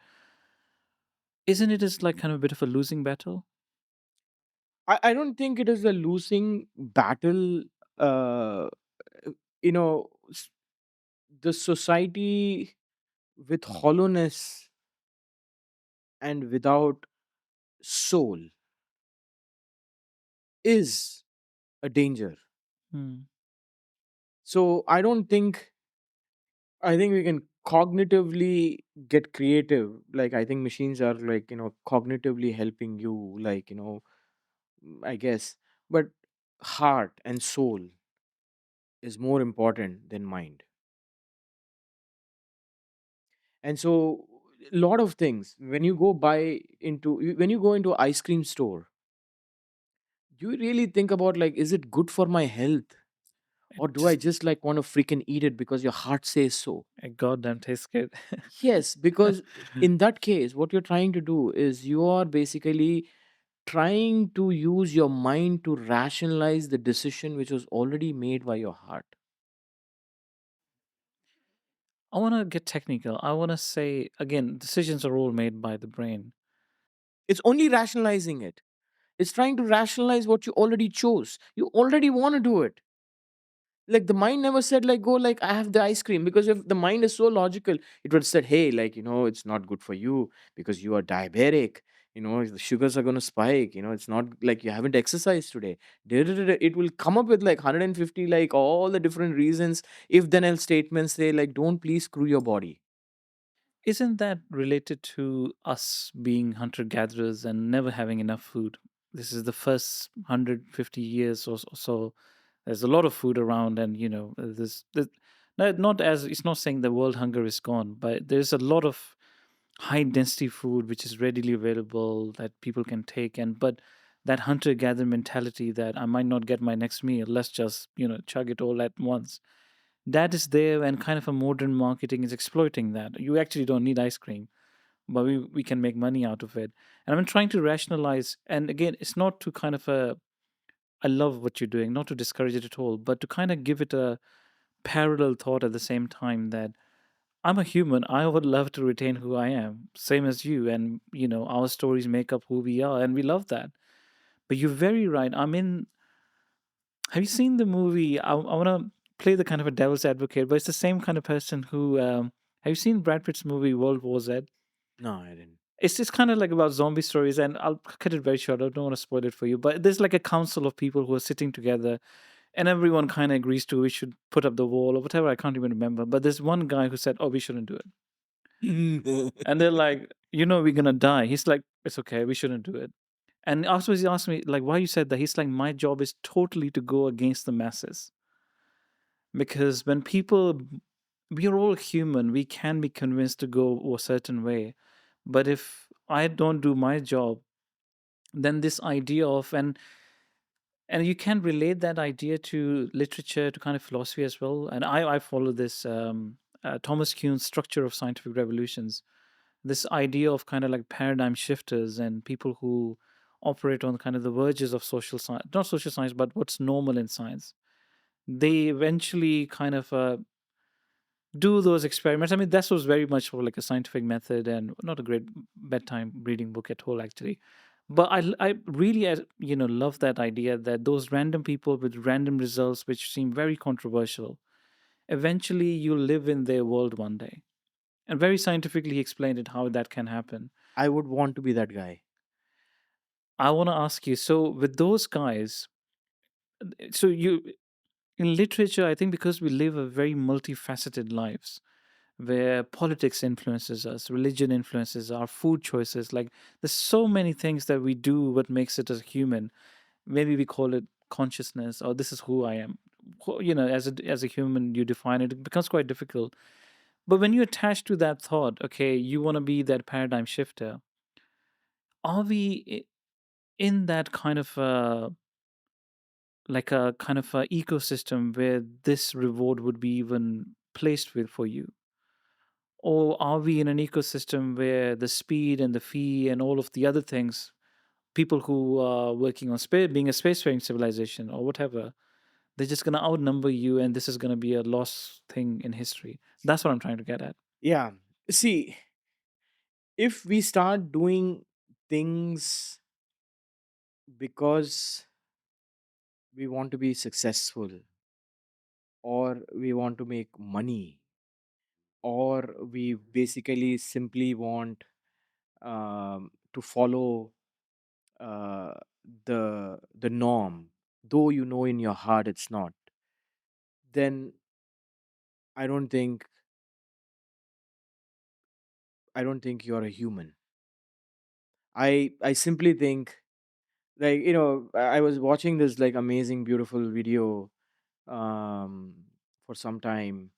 Two billionaires got together, Nitin Kamath from Zerodha and Elon Musk. One guy has $500 billion in his bank. The other guy has close to a billion and a half or two. So 2 billion years talking about humanity, okay, and how humans, like, need to embrace, and, like, like, what a beautiful life, like, da, da, da, all that stuff.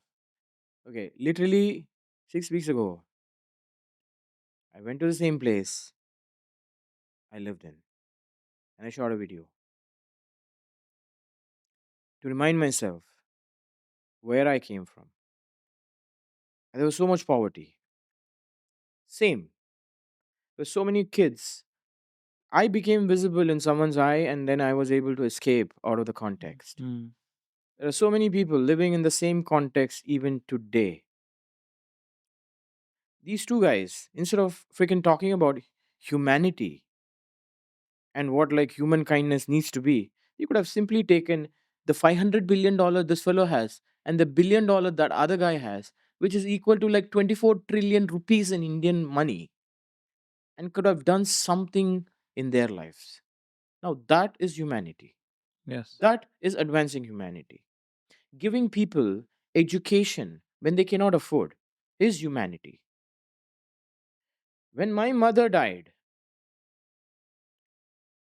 the entire cost of the cremation and all of the activities thereof was 40,000 rupees. For a woman who spent 25 years of her life pawning her wedding ring, working her ass off, and trying to raise three kids, one of whom was called bipolar or a lunatic, who had to be taken to an exorcist or a mosque or a temple to cure him of the Satan in him.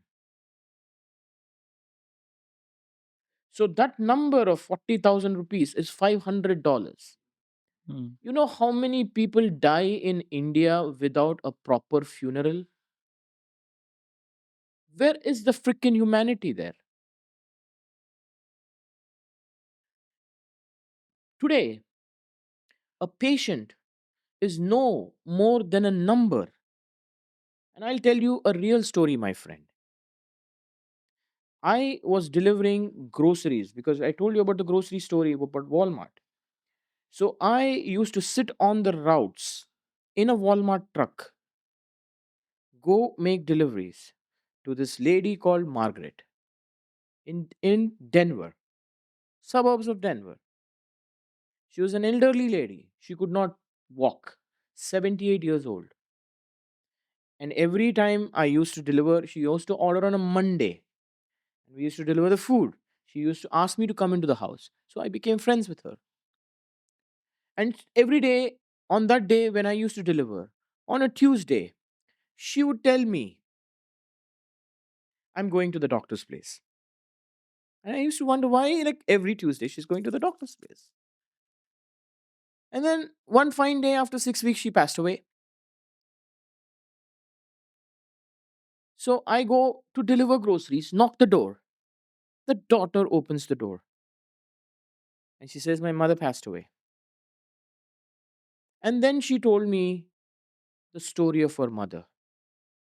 The mother was living on a social security check for $1,200 she gets on every Tuesday. And she could not, she used to pay $850 of rent, $300 on medical bills, and $50 on groceries. Okay? Because she could not afford the medicines, and because she was going to the hospital so many times, her insurance bill shot up, and she used to ration her medicine. And so every Tuesday, her body wakes up with a shiver. And she knew every Tuesday, the day prior on the Monday, she knows she needs to go to the doctor because she are already shivering. And no freaking doctor and no freaking nurse never asked her why is she showing up on a Tuesday. Had we dug deeper and tried to make her less of a number, more of a person, understood what the problem is, and if the hospital knew what the problem was and they gave her the right medication in the right quantity, she would have never died. Mm. So these are the problems that we have. And you know what? We have been, we think success means power, success means title, success means more accumulation of wealth, success means everything in life. But you know what? I have a small reality. Okay? Let me open my phone because I switched off my phone for a second. I want to show you something. And this is the reality. This iPhone takes a lot of time these days. We got to call like Tim Cook and let him know. I told you they've gone bad. Are you seeing these You can't things even keeps, transfer it yeah, it properly. keeps Yeah. like hanging sometimes and all that Yeah. nonsense. Like I don't know what's going on. But this, my friend, this, my friend, is the reality. You know what this is? Me trying to pick the remains of my mom. This is what is left of her and the virtues she's left. How, so that's the kind of world you want to see and you want to build with your current job at the moment, your current business at the moment, that somehow Is it it almost seems like a kind of a non-profit kind of a venture that. Well, I'm not like saying it's a non for profit. Like, I'm just saying if you make machines take decisions on your behalf and all we have coded is a binary 0 or a 1, then and we begin to give our agency back to machines to make decisions on our behalf, we are only going to get a 0 or a 1. Chika, I want to ask, is the attempt to build a utopia where there's nothing bad and everything is good, or the attempt is there's so much bad in the world, the good has come down, and I need to bring it back up to at least like a level where it can compete? I was talking to the I was talking to some parliamentarians here in UK, and also the AI minister. The hate index in UK has gone up. Hate index. Like, there's something called hate index, by the way. The worst thing to do, like, is to capture how people are hating each other, Millions of ways to do that. right? So, of course, as a society, we are like we are paranoid about our own shadow, right?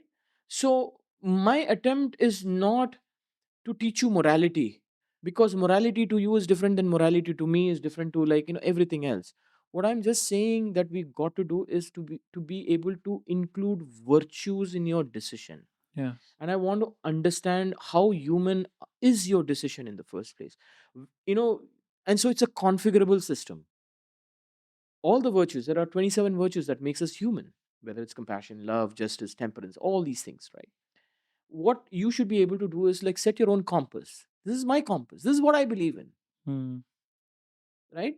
And so if I'm able to do that, and if I'm able to amplify some goodness, that hate index that we keep talking about will come down. Otherwise we're going to go into a fascism. People are so freaked out about each other. There's Islamophobia, there's anti-Semitism, there is Semitism, there is like minority, there is like, oh my god, like there is like this fragmentation and hate. Like everyone is afraid of the other guy. Everyone is afraid of the other guy. Yeah. What the heck is going on? So if we can just bring some goodness in all of this, if you're able to understand, humans are not mundane instruments, by the way, right? What AI does is take all of the average instances and thinks that's the complete portrayal of the human. Oh, my friend, I'm so sorry. That's not the case. What makes human human is the extraordinary moments.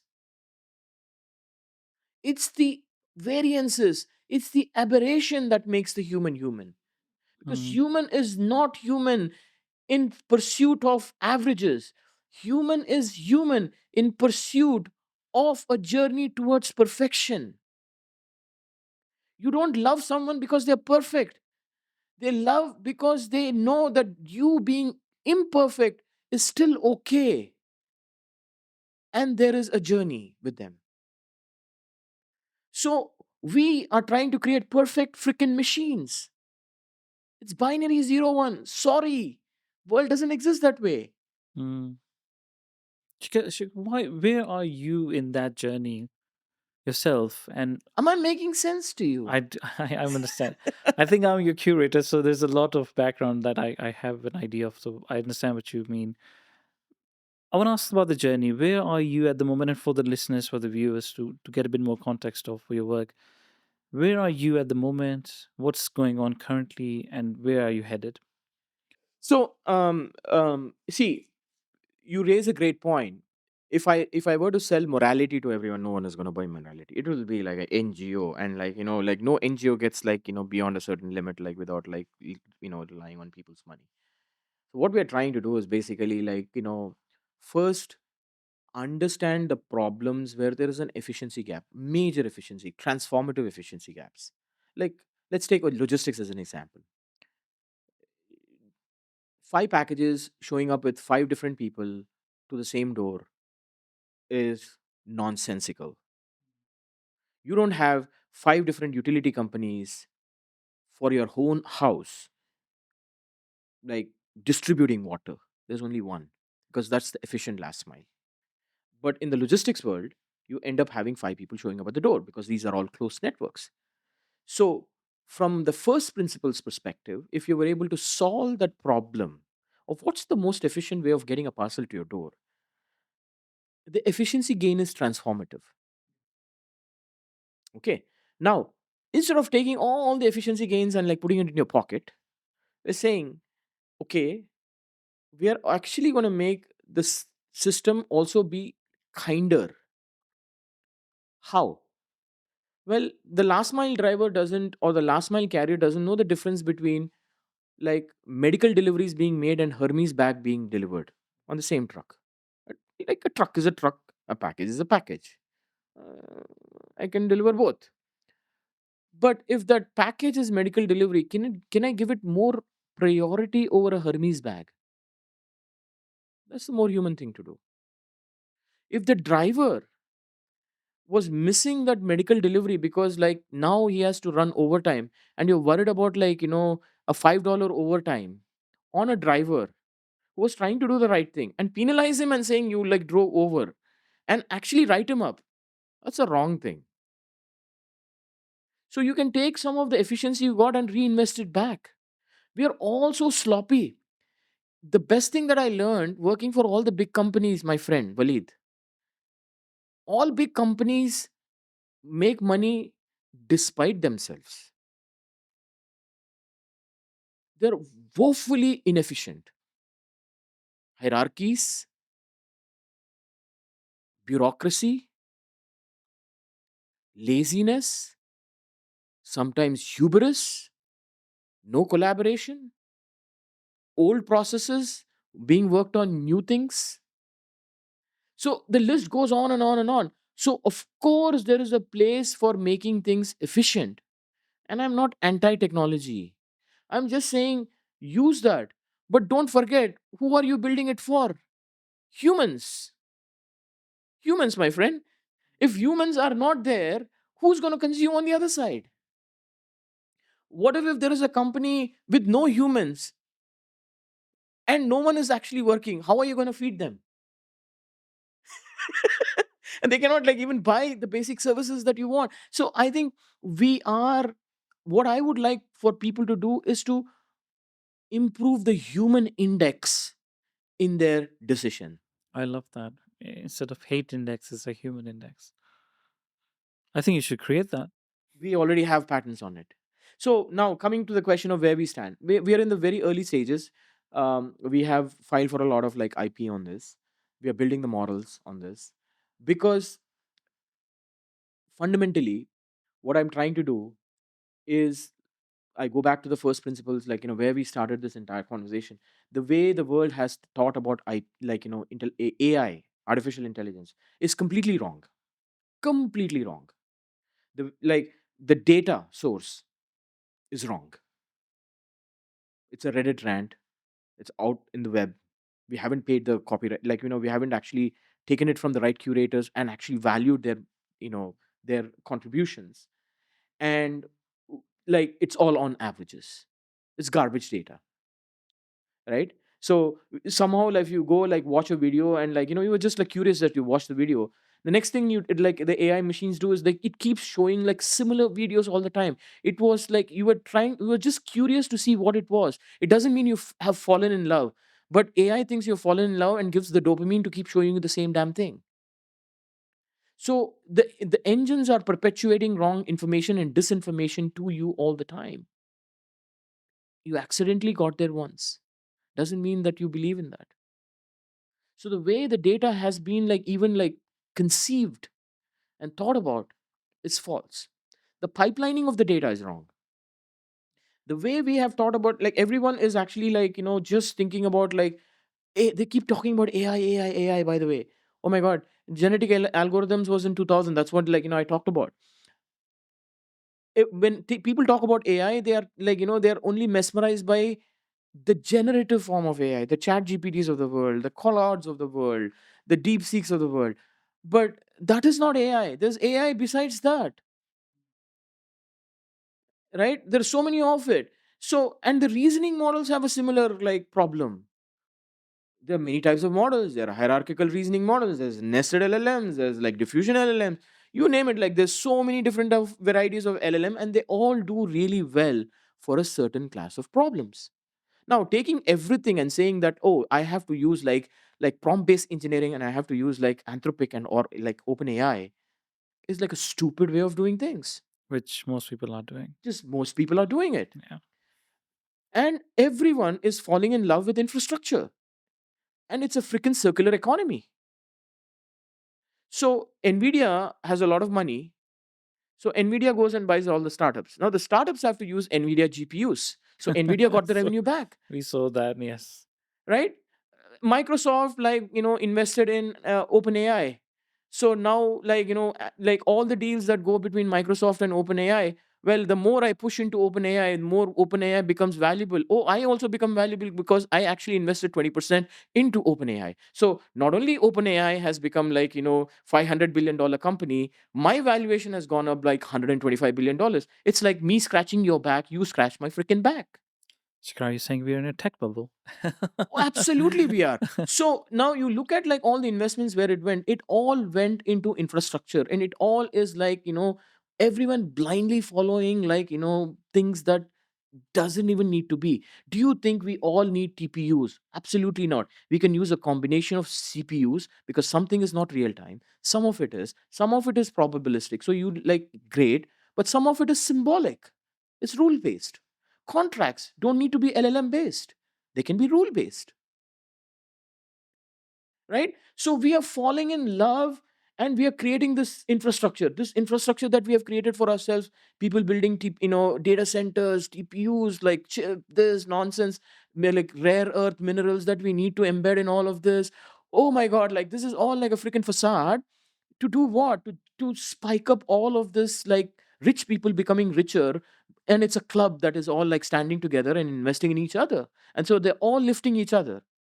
They're all lifting each other, by the way. Okay. So that is another problem.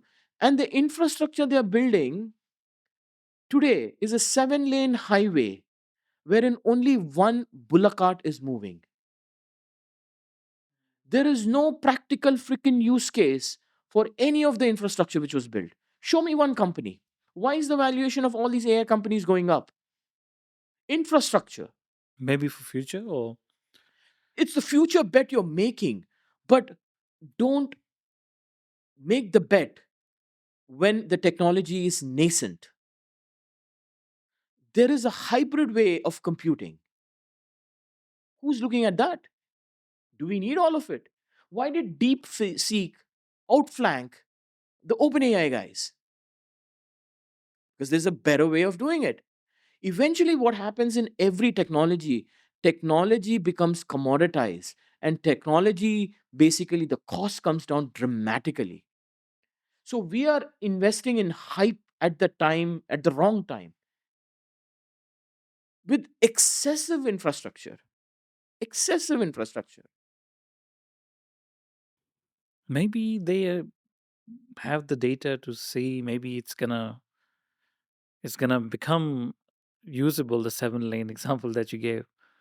But you're Like right, it's a bit of a misguided kind of a missile that you don't know. like I there is no one who could prove one use case so far. Like I know content creation, great. Like content creation, people talk about content creation all the time, right? Okay. So I think there's I think there's at the moment, I mean, just a small business owner example, I think there is a product, this add of productivity to it for sure. I wouldn't how just, do you define productivity? I think if it saves time, energy, and focus, then And you're doing what with it? So if I if if I I if I'm a single owner business, I I reply to emails all the time, yeah. and generator really helps me shorten the time I have to type up. And Those what did you do with that time? I do more emails. So Uh, if I'm able to reply to 5 a day, I'm uh-huh. able to reply to 30 a day now. And what happens with the That replying to saved time I spend with my family. like you're still here? No, no, that's what I mean. So there is a productivity element. So But I listen, wouldn't discard it completely. That AI has done nothing. well, okay, I have a fundamental question. How many emails are sitting in your inbox? Probably 30 at the moment, 30 at the moment. But your inbox, and 13. cumulative. I'm not talking about what is unread. I don't have any unread email at the moment. Like the emails that you have not read and archived, how many of those are there? Like the spam and everything that you get, Everything that is sitting in your email from like 1945. I probably like Like, 50,000 or 100,000 or something. do you need all of that? Probably no, no, never. I'm never gonna use But do them. you know like the data centers are really created to hold all of that data, by the way? Which it shouldn't be. It should be not in the active memory of it. It should be in the passive memory. But like all the data center, wherever all this, like everything that you're looking at, like why is data center getting created? That's So true. we are like, so we have like, so because efficiency for me would have been, I got efficient, I looked at all the emails, I also looked at all the emails which are not needed at all, I reduce the burden and the resource needed. I see where you're going. Would That's a that more efficient way of doing it. The more we see, like it's like my father always used to tell me, like, like I used to tell my father, I'm trying to buy a bigger house. He used to ask me, why are you buying a bigger house? you don't need it? You don't need it. I want to ask you some technical questions. So let's say I really want to get into the example of emails. So, like, technically speaking, would it be cost efficient to, if I, let's say I want to read an email, let's a bank statement, let's say from 7 years ago, I suddenly need it. Mm. Is it easier for me, it's cost efficient for the data centers to just have it in the active memory and just give it to me? I retain me as a user, or tell me actually it's in the hard disk actually copy and we're gonna send it to you 3 days later. If it's not needed urgently, it is. But like, if you there are so many things that we do today that is absolutely not needed. Like it's just sitting there in the mailbox. Like I lost count. I have to go back every time I know that, like, I know this for a fact, by the way.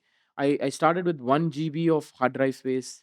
Now you're Then up to it then terabytes. now, like, you go to like terabytes of space. Why did you migrate to terabyte of space? Because you've been carrying all the junk in your email, and we never even actually have purged it. And Oh, like that we never terabyte is had yours. we never had That is time to just, yeah, that never was my terabyte, right? And then you probably have a terabyte, and then someone else everyone. has a terabyte, and like there are 8 billion people probably having like terabytes of stuff. Doing what? I think no one has time to go through and clean up all that. So Well, they you just got all the time in the world because like so AI made your life efficient. Like, what did you do about it? I think the I wouldn't discard it. I think it definitely leads to more productivity. I mean, email is a very very small example, but I think there are elements of it that we see already that it is making us more productive. What we do with it, I think, coming back to your question, I think that's the agency we still retain. Yeah. I can choose not to work more, and I think that's why I was asking you the question before, that with all these gains, let's say we have, are you trying to build that utopia where UBI is a thing and no one has to work? Because it looks like that. If I can get my emails done, then I'll do the other thing. And if that thing gets done, da, da, da, da, da, da, I da. think that's where like the big tech wants you to go, like where you don't have to work and you have to live on, like, universal minimum pay and all that stuff. They Yeah. keep talking about all this nonsense, but none of these guys would give their wealth to do any of that, by the way. Like, Would so AI create that wealth, Shikha? like, there is a school of thought that like, we will get so efficient in our lives that money will be pouring and we will not have to work at all. You don't, I'm I don't assuming you believe that. don't associate Like, with I that. believe the Simon Johnson theory of economics, that AI is actually going to like create a greater wedge in the society between the haves and the have-nots. Have you seen Black Mirror? Which one? There's so many.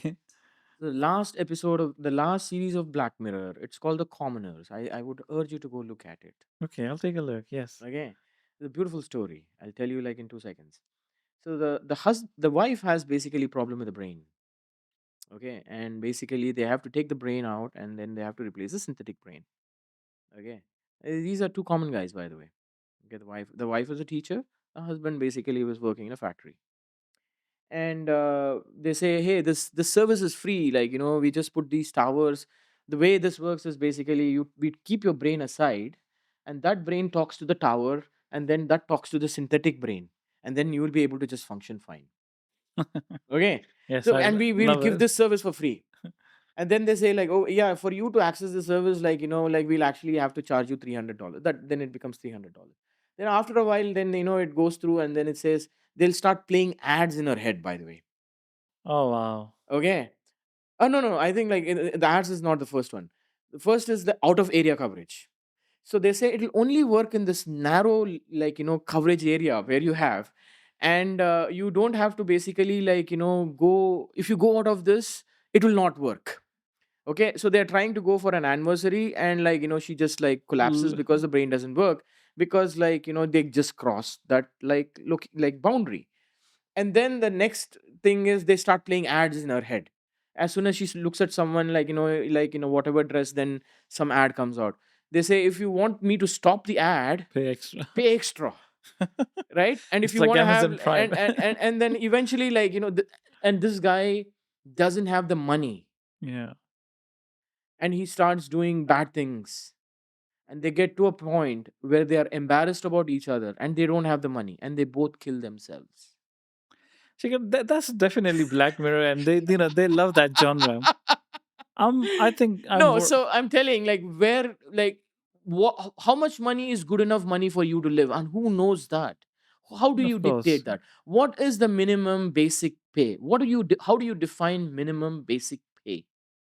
There's just you're very right. I think these are deep social problems that they aren't kind of singular solutions to them. And it keeps me bringing back to what you're building, that it needs that kind of a context to understand why Margaret was, on Tuesdays she was collapsing. Uh, That data does not exist anywhere. yeah, that no one knows about that, and it's that just sort that of. data does not exist, and not like, and I'll tell you, like, scores of these examples, like, people, like, I know of nurses who drink in the nights because they see death every day. Yeah, it's a horrible reality, and I want to paint a bit more optimistic picture. I think we have optimists, we have pessimists, we have everyone in the world, and I think it will be a force for our good. I have many positive conversations, many positive interactions. It will need an active effort for someone like yourself to make it that way, because otherwise the reality is very much like that. I might have to pay out of data charges and out of these charges.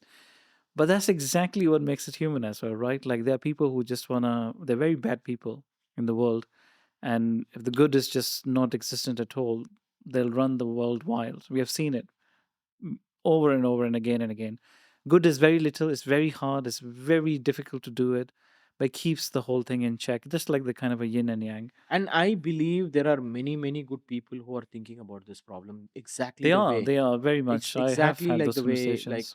I'm thinking, like, execution may be different, the styles may be different, they may be more technically competent than I am, and, like, they may be more successful, or they will be successful, and I will be grossly unsuccessful. Who you knows? know Yeah. you know and even if that happens, why do I care? I don't care. You know why? I came to United States with $34 in my pocket. What is the worst which is going to happen to me? I go back to $34 in my pocket. Shekhar, I have a penultimate question for you. What would be your You recently went back to your family home and you interacted with family. What would you say to a young shaker who, not you, but another kid, based on your experience, based on your lived life? What kind of advice would you give? How would you be that individual who picked you up when you were building the mechanical models? What would you say to that today? What do you do? I think for every kid out there, You have a young son as well. I think Vishnu is his name. yeah, Vishnu is his Yes. name, like, 5 year old. I think for everyone who's out there, I would say, never outsource your cognitive. Don't pay the charges, folks. That's what he's saying. Keep the brain to yourself. Keep the brain to yourself. So, because the cognitive and the childlike curiosity is super important in the world in the future. The second thing I would tell is never, ever, ever, ever, ever, ever give up, despite whatever happens. Like, people will try to knock you down, people will, like, like, I know, like, I was thrown out of a library because I came from slums. People would not let me touch books because, like, I was guy from the slums. My hands looked dirty and I couldn't touch a book. Can you imagine that? I like Can you imagine the fact, my friend, I used to buy, like, this guy used to bike me all the time. He takes me to the house, feeds me in a plate different than the plate that they ate, and the grandmother washes the house as soon as I leave. And I've seen that. So life is very cruel to you at times, but give the F to all those. Here's the podcast gone from YouTube. I understand. so I see what you mean. don't freaking, like, let people define who you are. You define yourself who you are. And people are going to bring you down, people are going to say things, people are going to, like, say you're crazy, people are going to say, like, that is irrational, but do what is right, you feel is right. Shekhar, how do you maintain that kind of very hardcore kind of that attitude? Because if to so many people, a series of those incidents that you just mentioned with houses being washed, it turns them into criminals. As you said, like they give the F, and then they're like, if they have done wrong to us, so what? We should do wrong to them. But you are here. You are pouring money and time and effort and virtuous AI. How did you turn up not a criminal? It's your choice. You have a choice whether to, like, to feel bad about it and sulk all about it all your life, or you want to say, I don't care. They think about it that way, I don't think about it myself that way. And I have a journey in my life that I have to take, and I'll take the journey that I think is rightfully mine. So long as I don't cheat, so long as I'm not an incompetent guy, so long as I don't do, like, wrong things. And if I clean my conscious, like, if I keep my conscience clean, and if I put my best intent out, and if I work my ass off, God is going to be unkind to me one day, the second day, the third day, the fourth day, the fifth day, maybe the 365th day. He would wake up and say, you deserve a better chance. He'll give up on being cruel to you. That is what my mom did. Wow. My mom did not take no for an answer when the headmaster of the school told my mom that a third son was not allowed in the school.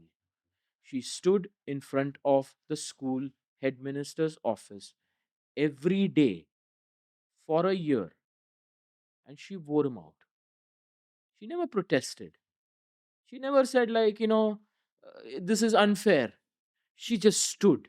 Like Gandhi, like She would just stand and she would smile and she stand, and the guy tried to escape. That guy never, like, showed up in front of her. Like, he would take an alternate route. Oh, what can you do? Like, you keep seeing, like, someone like that, like, every day, then, like, your heart melts one day. God is also like that. He'll test you, test you, test you. Like, you'll fail, fail, fail, fail. How many times are you going to fail? Someday you're going to be lucky and you're going to win. Shekhar, what So a beautiful life. I absolutely love it. I think you should write a book. And speaking of books, I'm going to come to the last question. So we have this tradition with the pod that every guest recommends a piece of literature that we actually going to buy PDF, whatever, actual book, and we're going to post it up and we're going to give it out to someone in the world, wherever they might be, and hopefully connect them with you after they've read that piece. So hopefully it's a kind of a it's a service of our kind of a mission statement, ideas worth doing. So if you listen to the pod, this is what you can do. You don't need to buy it. Just write why would you be the best person to have this piece of literature. So what is the most inspiring thing that you can give to someone that you think that they should read that? that book, you mean? Yeah, yeah. Well, like for starters, go read Bhagavad Gita. Okay. It's a beautiful book. right? Don't read it like, from a religious perspective. Read it from the meaning of it, Yeah. right? There is something called karma, there is something called dharma. Karma, like, is what basically, like, is your divinity. Yes. But like, you have to do all the things you have to do. If you have to kill your brother to basically protect the humanity, do that. That is dharma. Yeah. Right? So we need to understand. And like, so the answer to the question that you had is, what is morality and how do you define morality and all that stuff. It is, you have to observe it. And then some people are going to think it's not like right by them, the others is are going to think it's right, but the holistic right is important, Yeah. right? So I think that is the book that I have been inspired by in my life. That is the genesis of how I have thought about this idea. Because if we want to be good human beings, we need to first understand what makes us human, what are the virtues that makes us, and what is our dharma to the society. I love that. Shekhar, thank you so much for being on the pod. It was absolutely wonderful to be in conversation with you. Thank you. Thank you so much.